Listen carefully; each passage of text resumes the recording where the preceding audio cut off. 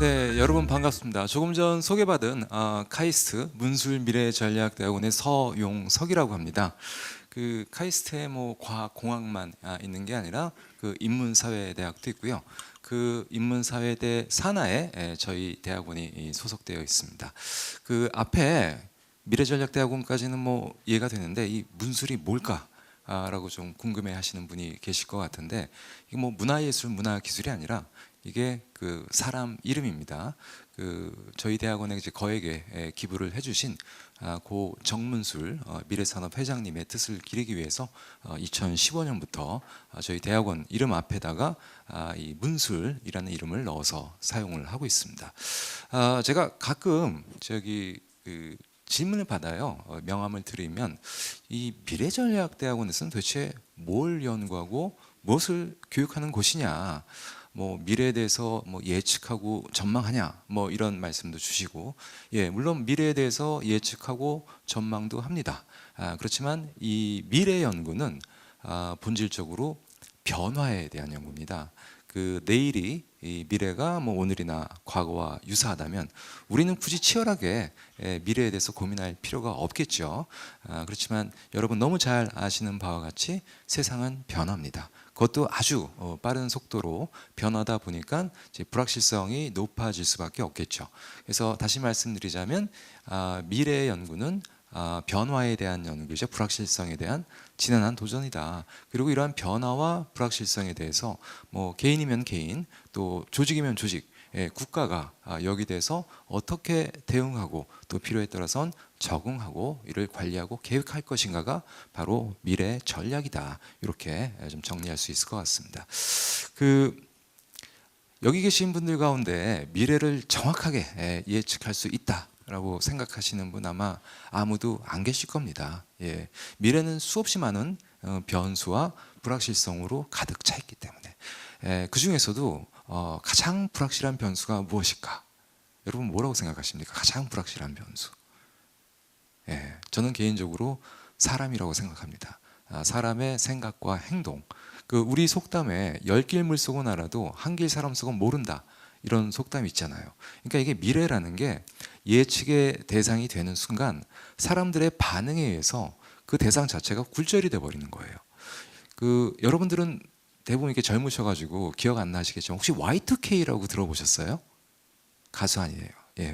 이게 그 year 2000이라는 그런 의미인데 이게 예전에는 컴퓨터가 그 메모리가 부족해가지고 연도수를 표기할 때 두 자리만 썼습니다. 예를 들어서 91년, 92년, 93년 이런 식으로. 그런데 이게 그 2000년이 되면서 컴퓨터가 이거를 2000년으로 인식하는 게 아니라 1900년으로 잘못 인식해가지고 뭐 금융이라든가 교통이라든가 항공 이런 쪽에 이제 오작동을 일으키고 엄청난 대혼란이 발생할 것이다. 90년대 초반부터 수없이 많은 전문가들이 경고를 했었습니다. 근데 실제로 그런 대혼란이 일어났을까요? 일어났었을까요? 일어나지 않았죠. 왜 일어나지 않았을까요? 우리가 거기에 대해서 대비했고 준비했기 때문에 그런 대혼란은 발생하지 않았다. 그래서 아무리 정확하고 올바른 예측이라 하더라도 이게 공개가 되고 사람들이 그것을 믿고 또 그에 따른 대책과 행동을 취하게 되면 이거 틀린 미래가 된다는 거예요. 그래서 이런 현상을 저희 미래를 연구하는 커뮤니티에선 미래 예측의 역설 이렇게 표현하기도 합니다. 제가 미래 연구는 변화에 대한 연구라고 말씀드렸죠. 아까도 저기 그 앵커님께서 변화를 견인하는 주요한 동인이 무엇이냐. 그러니까 여러분들이 지금까지 세상을 살아오시면서 내가 보기에 이게 세상을 바꾸고 이게 사회를 변화시킨 것 같더라. 어떤 키워드가 가장 먼저 떠오르십니까? AI도 물론 있지만 네? 돈 중요하죠.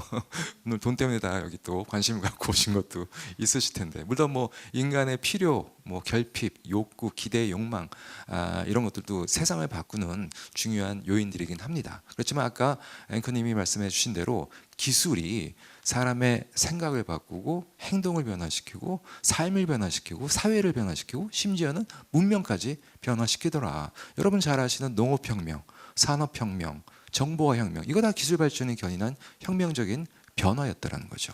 뭐 이렇게 문명사적으로 볼 것도 없이 과거 한 30년을 한번 좀 되돌아보세요. 여러분들은 대부분 아마 인터넷 시대 이후에 태어나셨겠지만 인터넷이 있던 시절과 없던 시절 전후 세상은 엄청나게 많이 바뀌었습니다. 그 다음에 스마트폰이 있던 시절과 없던 시절, 우리의 의식 구조라든가 이 행위 양식이 또 많이 바뀌었어요. 최근에 AI 기술이 이제 급속하게 발전을 하고 있지만 아마 어마무시하게 우리의 미래를 바꿔놓을 겁니다. 그렇지만 어떻게 바꿀지에 대해선 아직까지는 불확실하다.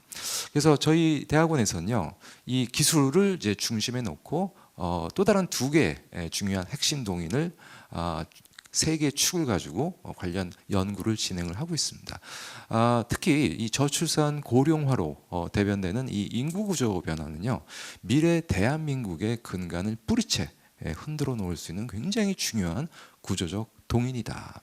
그 다음에 이 세 번째 기후변화도 마찬가지입니다. 이 문명사적으로 봤을 때 이 기후변화로 인해서 한 국가나 지역이나 문명의 흥망성쇠를 좌우시킬 수 있을 만큼 굉장히 중요한 구조적 동인으로 작용했다는 겁니다. 근데 이 요인들이 서로 상호 다 연결이 되어 있습니다. 서로 상호 영향을 주면서 또 뭐 발전을 하기도 하고 또 위기를 불러일으키기도 있다. 특히 여러분 이 기후변화가 출산율에 영향을 주고 있다는 사실 혹시 아십니까? 제가 대전 지역에서 한번 젊은 커플 분들하고 미래 관련 세미나를 한 적이 있었어요. 한 8쌍 정도 커플들이 모이셨는데 이분들 다 결혼하셨음에도 불구하고 아이가 없으세요. 그리고 아이를 가질 생각도 전혀 없으십니다. 그래서 제가 물어봤죠. 아니 왜 아이를 가질 생각이 없으시냐 그랬더니 여러분 다 잘 아시는 그런 대답들이 나왔어요. 그런데 의외이면서도 또 가장 많이 나왔던 그 대답이 기후변화였었어요. 그러니까 이 기후변화로 인해서 앞으로 이 기후 환경이 지금보다 훨씬 더 혹독해질 텐데 내 아이가 그런 혹독한 환경에서 고생하면서 자라나는 것을 원치 않는다. 이런 말씀들을 많이 주시더라고요. 그러니까 자기 때에서 끝내겠다는 거예요. 그래서 이게 우리나라만 그런 게 아닙니다. 전 세계적으로 이 기후변화가 출산율을 지금 낮추고 있는데 굉장히 중요한 요인으로 작용을 하고 있다. 그래서 이 기술, 인구, 기후 이 3대 구조적 동인들이 상호작용하면서 다양한 변화와 트렌드와 불확실성을 만들어내고 있다. 자, 그럼 지금은 좀 불확실성 얘기를 해봐야 될 것 같아요. 제 오늘 발표 제목에도 불확실성이 지금 포함이 되어 있는데 요즘 정말 한 치 앞도 내다볼 수 없을 만큼 이 미래가 불확실하다라는 얘기 자주 들으실 거예요. 자, 그렇다면 왜 이렇게 불확실성이 높아지고 있는 것일까? 특히 21세기 접어들면서 뭐 여러 요인들이 있겠지만 저는 한 4가지 정도로 좀 정리를 해보고 있습니다. 첫 번째, 다시 말씀드리지만 이 기후변화예요. 이 기후변화로 인해서 기상이변이 발생하고 기상이변으로 빈번한 자연재해가 나타나고 있다. 여러분 최근에 역대급이라는 얘기 참 많이 들으시죠? 역대급 폭염 일수, 역대급 폭우, 뭐 역대급 태풍. 그러니까 이게 기존의 관측치를 뛰어넘는 이런 자연재해가 발생을 하고 있고 자연재해가 자주 발생하고 있다는 사실은 우리는 잘 알고 있지만 이러한 그 자연재해가 언제 어떠한 형태로 발생할지에 대해서는 잘 모른다는 겁니다. 그래서 이런 부분들이 불확실성을 높이는 하나의 요인이고 두 번째는요. 저는 지금 우리가 사는 이 세계가 좀 너무 지나치게 연결되어 있는 것이 아닌가 그런 생각을 가끔 합니다. 보통 초연결 시대라는 얘기 자주 하잖아요. 그러니까 이게 지구 반대편에서 일어난 어떤 사건이나 현상이 이런 교통이나 통신 기술이 발전하면서 만 하루도 되지 않아서 우리 사회에서 볼 수 있는 그만큼 한 국가나 지역이나 사회가 변수와 불확실성을 통제하기가 어려워졌다는 얘기죠. 그다음에 세 번째로 기술 혁신입니다. 특히 AI 기술 너무 빠르게 발전하는 것 같아요. 정말 아침에 자고 일어나면 새로운 기술과 모델과 서비스가 등장할 정도로. 그래서 이러한 새로운 그 기술 발전이 또 여러 분야에 있어서 혁신을 일으켜내고 있고 이러한 혁신으로 인해서 뭐 현재나 또는 과거에 경험해 보지 못했던 새로운 사건이나 현상이 비일비재하게 발생하고 있다는 겁니다. 그다음에 마지막으로 여러분 지금 우리가 사는 이 시대, 이 세계는요, 이 글로벌 차원에서 패권 국가가 교체되는 패권 교체기라고 할 수 있습니다. 지금 어느 나라하고 어느 나라가 이 글로벌 차원에서 치열하게 패권 경쟁을 하고 있죠? 미국하고 우리나라 아니죠? 예, 중국하고. 예. 그 역사적으로 봤을 때 이 패권 국가가 교체되는 시기, 뭐 예를 들어서 포르투갈에서 스페인, 스페인에서 네덜란드, 네덜란드에서 프랑스, 영국, 그다음에 미국. 이 교체기에는요 항상 이 국제 질서가 불안정했고요, 또 불확실했고, 또 잦은 전쟁이 발생을 했었습니다. 그래서 이런 여러 가지 요인들이 이제 복합적으로 작용하면서 초불확실성을 만들어내고 있다. 저는 그렇게 생각을 하고 있습니다. 자, 지금부터는 이런 초불확실성 시대에 우리가 어떻게 살아가야 할까? 이 초불확실성 시대에 살아가야 한다는 것은 과연 어떤 의미일까? 그래서 뭐 여러 가능성이 있겠지만, 이러한 그 초불확실성 시대에 살아가기 위해서 여러분들께서 뭔가 좀 갖추어야 될 역량 또는 그 방향성에 대해서 좀 설명을 드려보고자 합니다. 그래서 저는 단어를 하나 만들었어요. 여기 보시면은 그 8개 정도의 뭐 역량이나 이 방향성이 적혀 있는데, 그 영어 단어의 그 각 앞에 그 글자 이니셜이라고 그러죠. 요걸 따가서 만들어 봤더니 프로액티브라는 그런 단어가 하나 만들어진 게 아니라 나왔습니다. 프로액티브라는 의미가 어떤 의미인가요? 영어로 뭐 선제적인, 또 적극적인, 뭐 주도적인, 그런 의미를 담고 있죠. 그래서 각각 한 단어씩 살펴보도록 하겠습니다. 아까 그 동영상 보니까 애덤 스미스 얘기가 나오더라고요. 근데 이 애덤 스미스한테 커다란 영향을 받은 사람 중에 하나가 바로 칼 마르크스라는 사람입니다.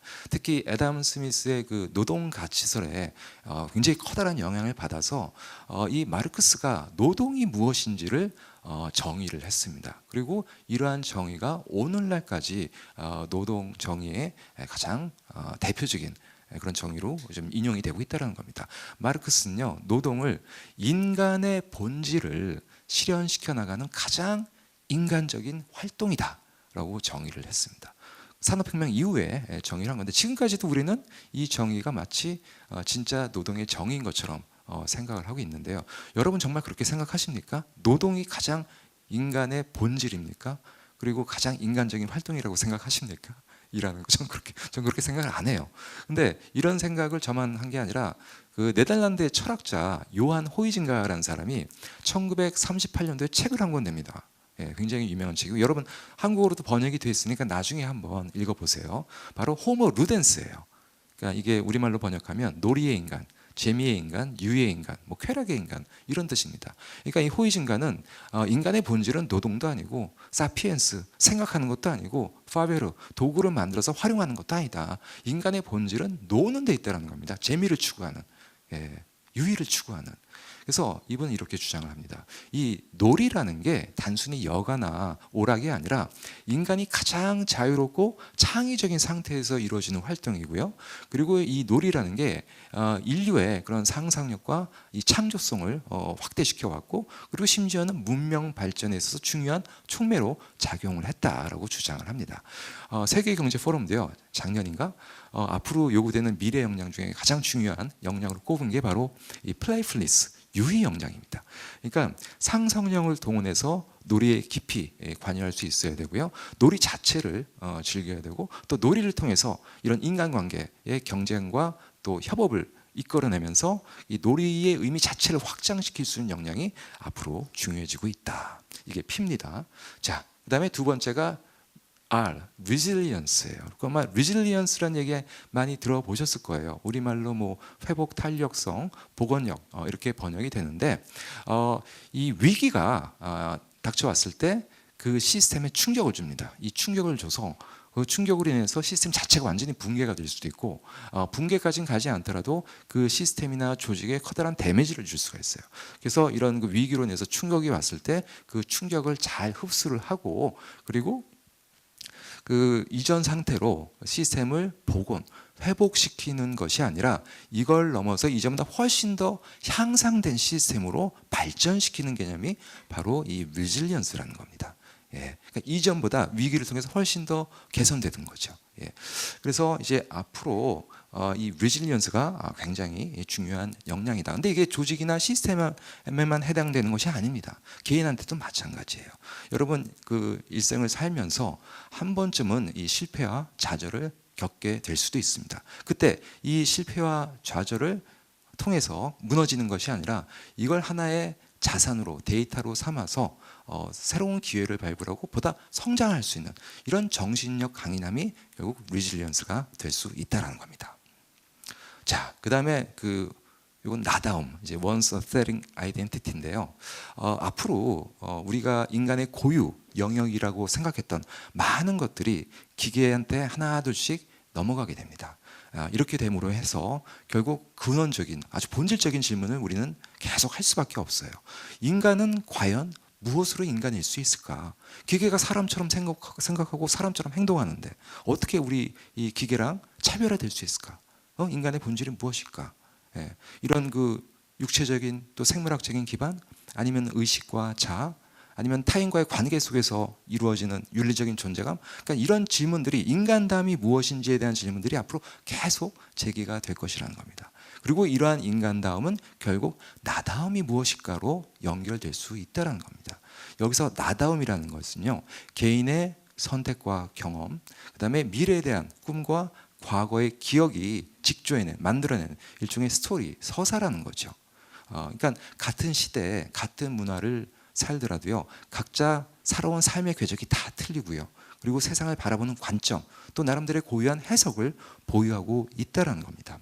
그래서 나만의 시선과 개성을 갖고 또 자신 특유의 삶의 이야기를 주체적으로 써내려 나갈 수 있는 역량이야말로 이건 결코 AI가 모방할 수 없는 이런 개인의 고유 역량이 될 수 있다는 겁니다. 그래서 여러분 앞으로 무엇이 되던 간에 어떤 직업을 갖던 간에 자신만의 스토리를 쓰실 수 있어야 됩니다. 이 자신만의 스토리가 결국 여러분의 나중에 개인 브랜드가 될 수 있다는 거예요.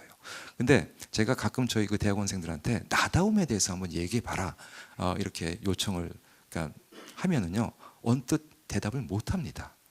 제가 여러분들한테 나다움 한번 말씀해 보세요. 그러면 이게 금방 안 나옵니다. 근데 갑자기 저도 이렇게 질문을 했는데 어떤 학생이 저한테 그럼 교수님의 나다움 한번 얘기해 보세요. 저도 역으로 질문을 받으니까 언뜻 안 나오더라고요. 뭐지 이 나다움이? 근데 그 학생이 저한테 그러는 거예요. 한 단어로 정리해 주겠대. 그래서 뭡니까? 라고 물어봤더니 배려, 이렇게 얘기를 하더라고요. 근데 저는 그게 너무 고마우면서도 제 마음에 와 닿는 거예요. 앞으로 좀 더 챙기라 이런 얘기구나. 자, 근데 저는 그 학생들 한 분 한 분의 나다움이 저한테는 보입니다. 그 학생들이 살아온 그런 삶의 궤적, 그 다음에 또 재능과 적성, 그리고 앞으로 어떤 진로를 선택하면 좋을지 이런 것들이 제 눈에는 보여요. 그래서 만약에 자기 스스로가 나다움을 찾지 못할 때는 주위 분들이 찾아줄 필요가 있어요. 뭐 부모님이 찾아줄 수도 있고, 선생님이 찾아줄 수도 있고, 아니면 직장 동료나 친구나 아니면 상사가 찾아줄 수도 있죠. 그리고 배우자가 찾아줄 수도 있습니다. 근데 저는 한 오래 살다 보니까 배우자가 찾아주는 나다움은 그렇게 긍정적이지는 않더라고요.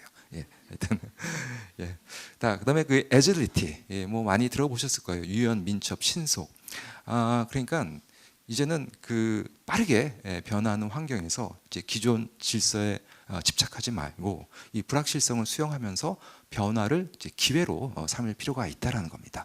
그러니까 이제 변화에 유연하게 적응할 수 있어야 되고요. 그다음에 만약에 전환이 필요할 때는요, 민첩하고 신속하게 전환할 수 있어야 됩니다. 그리고 새로운 기술들, 또 이 기술 지식에 대해서 계속해서 학습할 수 있는 그런 태도와 자세, 그리고 새로운 기술과 지식을 습득해서 이걸 내재화시켜서 나만의 고유한 역량으로 발전시킬 수 있는 이런 것들.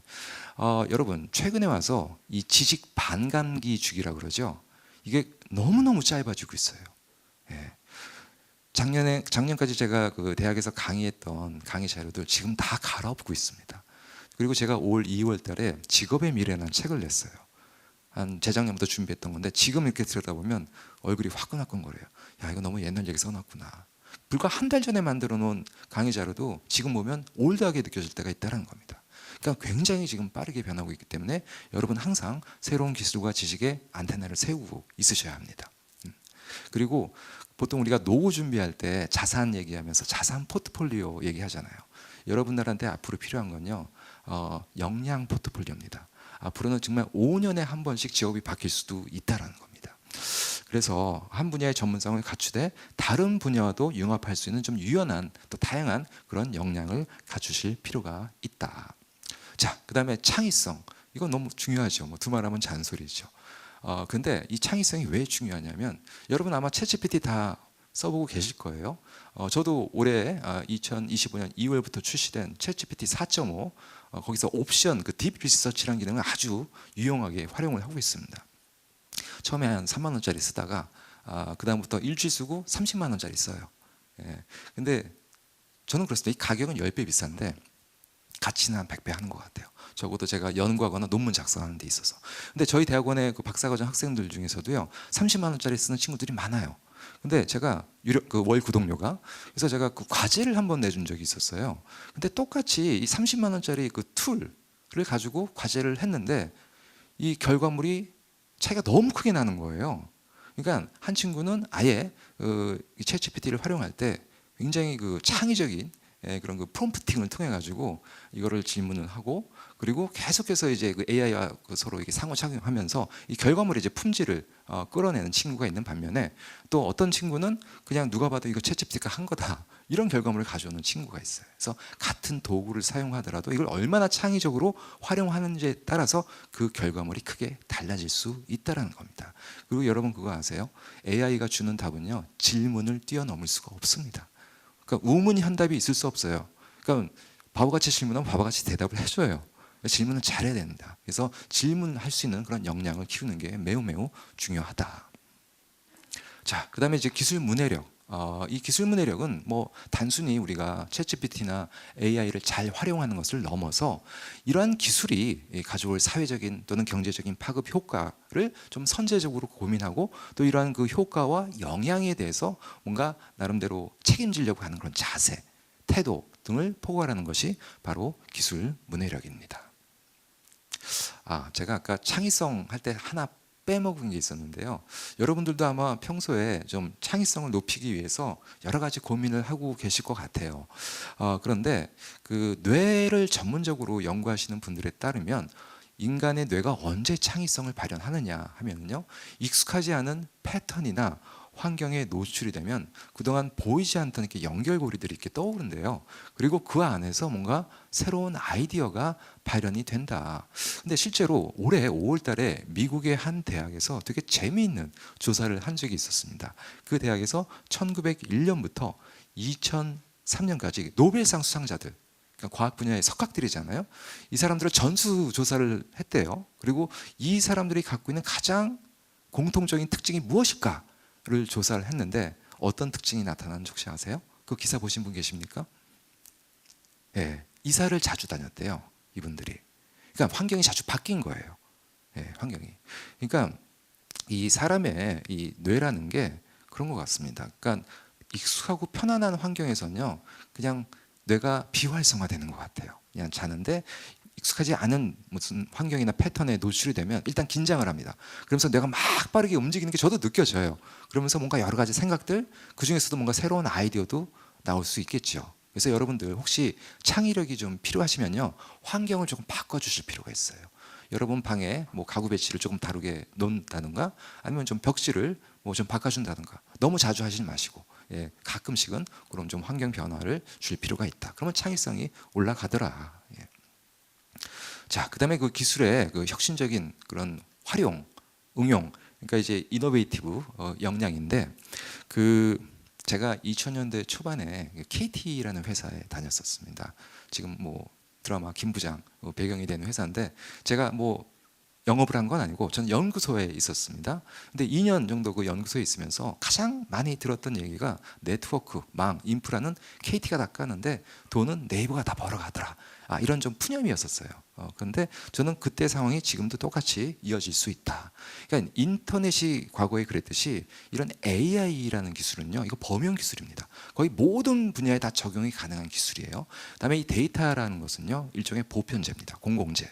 그래서 이런 그 AI라고 하는 범용 기술과 데이터라고 하는 공공적인 보편제를 잘 활용을 해서 이걸 기반으로 해서 뭔가 혁신적인 새로운 비즈니스 모델을 창출을 하고 또 그 안에서 새로운 부가가치를 만들어낼 수 있는 이런 쪽으로 집중을 할 필요가 있다는 겁니다. 그래서 요즘에 저희 그 박사과정 학생들 예전에는 논문 쓰고 연구하는데 관심이 많았는데 요즘엔 이 AI라고 하는 이런 기술과 데이터를 활용해서 어떤 혁신적인 창업 모델을 만들 수 있을까, 여기에 많은 고민을 하고 있습니다. 이미 벌써 조만간 출시될 그런 서비스 제품도 존재합니다. 그래서 그 과거 인터넷 시대 때 다음 네이버가 등장했고 또 스마트폰 시대에 카카오가 등장했잖아요. 하나의 유니콘 기업으로. 그래서 지금 AI 시대에 이와 유사한 또 다른 형태의 그 유니콘 기업들이 나올 수 있다는 겁니다. 그래서 저는 그 유니콘 기업의 주인공이 여러분들이 되시길 기원해 봅니다. 자, 그다음에 마지막 부분 이제 윤리, 가치 판단인데 결국 AI가 아무리 뛰어나도 결국 방향성을 정하고 의미를 부여하고 그다음에 가치 판단을 하는 것은 결국 사람이 될 수밖에 없다. 그래서 여러분 앞으로 뭘 하시던 간에 이런 그 윤리적인 그런 역량, 가치 이런 부분들 계속해서 고민하셔야 되고요. 또 이런 것들이 여러분이 하시는 일이나 또는 뭐 기술 개발할 때 항상 내재화 되어야 됩니다. 예. 그래서 앞으로 아까도 말씀드렸다시피 이제 그 기계와 인공지능과 인간과의 그런 차별성 이런 부분들이 계속 이제 이야기가 될 텐데 결국은 인간의 본질, 본성이 무엇인지에 대한 질문은 앞으로 더욱 강화될 것이다. 저 그런 측면에서 여러분 인문학 소홀히 하시면 안 됩니다. 인문학이 뭡니까? 사람의 본성에, 인간의 본성에 대해서 탐구하는 학문이 바로 인문학이라는 거죠. 뭐 철학, 문학, 뭐 윤리, 예술 뭐 이런 것들. 그래서 어떤 분야에서 일을 하시던 간에 여러분 인문학적인 소양은 앞으로 굉장히 중요해질 테니까 이걸 좀 역량을 갖추실 필요가 있다는 겁니다. 자, 마지막 하나 말씀드리면서 마무리하도록 하겠습니다. 그 변화는 기술이 만들지만 미래를 결정하는 것은 결국 우리의 가치와 판단입니다. 그래서 저는 여러분의 프로액티브한 미래를 응원합니다. 그리고 하나만 더 말씀드릴게요. 현재 우리가 어떤 결정과 행동을 하느냐에 따라서 미래가 달라질 수 있습니다. 마찬가지로 우리가 미래에 대해서 어떤 비전과 목표를 세우냐에 따라서 지금 현재를 바꿀 수 있다라는 말씀드리면서 제 강의 마치도록 하겠습니다. 경청해 주셔서 감사합니다.